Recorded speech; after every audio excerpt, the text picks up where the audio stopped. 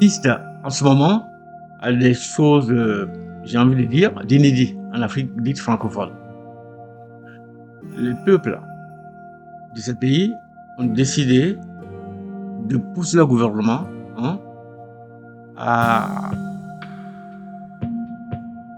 s'occuper d'eux, c'est-à-dire à faire le bon vouloir du peuple.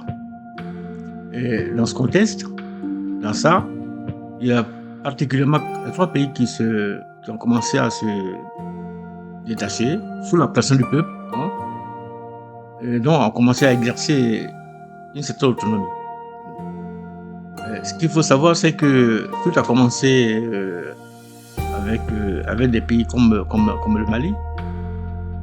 Le peuple malien a poussé son gouvernement à aller dans le sens de la reconstruction du Mali. Voilà. Et il faut avouer quand même que ça a donné un résultat probant. La preuve, certains pays comme le Burkina Faso et le Niger se sont joints au Mali et ont commencé à dire, grosso modo, on ne veut pas se laisser conter notre histoire. On veut être le début et la fin de notre histoire. C'est ce qui se passe actuellement en Afrique dite francophone. C'est pas d'ailleurs pour dire dite francophone parce que ces pays existaient bien avant ce qu'on appelle aujourd'hui la France. Pour faire un petit retour en arrière, on sait que l'Empire du Mali était en avance sur son temps sur les pays européens et que bon, c'est ça les Maliens qui sont allés peupler les États-Unis, plus ou moins, dans une certaine mesure.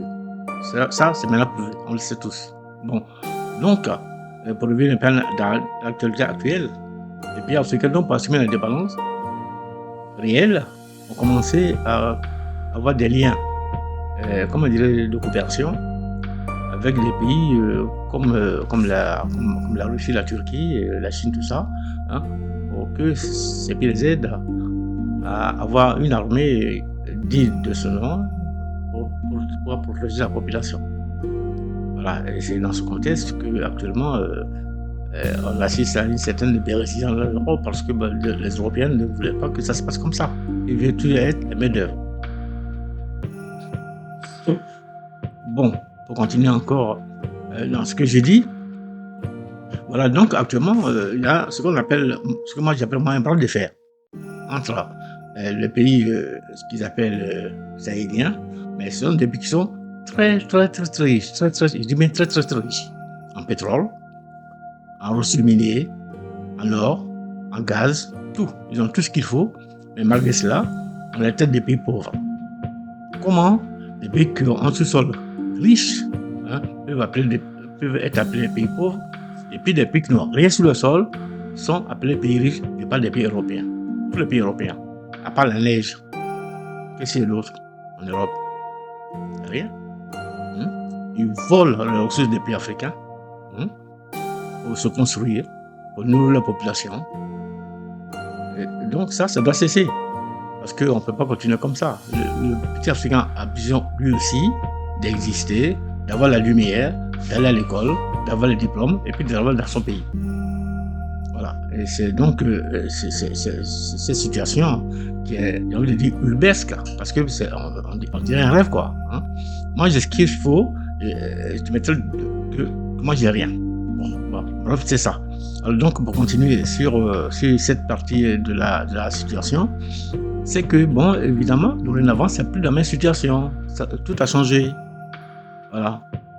L'Europe, bien entendu, pour répondre et toujours pour empêcher les demandes des pays africains de ces pays-là, elle a créé ce qu'on appelle des terroristes pour les occuper et continuer à piller.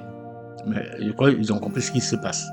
Parce que les pays africains sont en train, comme le torrent comme l'eau d'une rivière, en train de se connecter, de se mettre ensemble pour faire face à l'imposture qui vient d'ailleurs.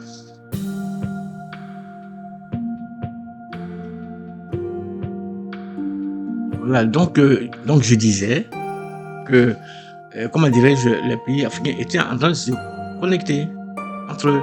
La preuve, tout récemment, le nouveau président élu du Ghana a invité les dirigeants de l'AES à se joindre à son intronisation.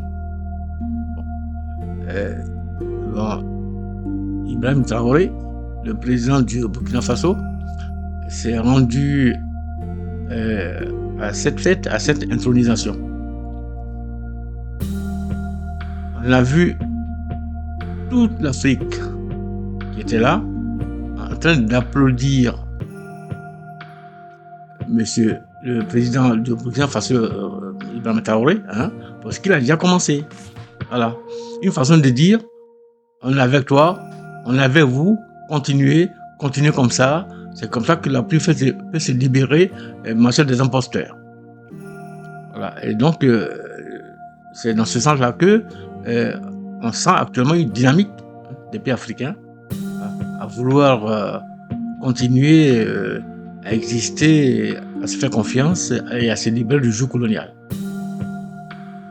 Et donc, voilà. C'est donc par rapport à ça que, bon, il y a également certains pays africains. Je prends le cas du Togo, même celui du Tchad. Et ils vont certainement emboîter le pas aussi probablement rentrer dans cette union du Sahel qui est pour moi la vraie Union africaine. Ça, c'est la vraie Union africaine, la vraie Union africaine, l'Union africaine des peuples. Il dit bien des peuples. Pas celle des dirigeants corrompus, voilà, qui créent des bourgeois compradors. C'est pas ça.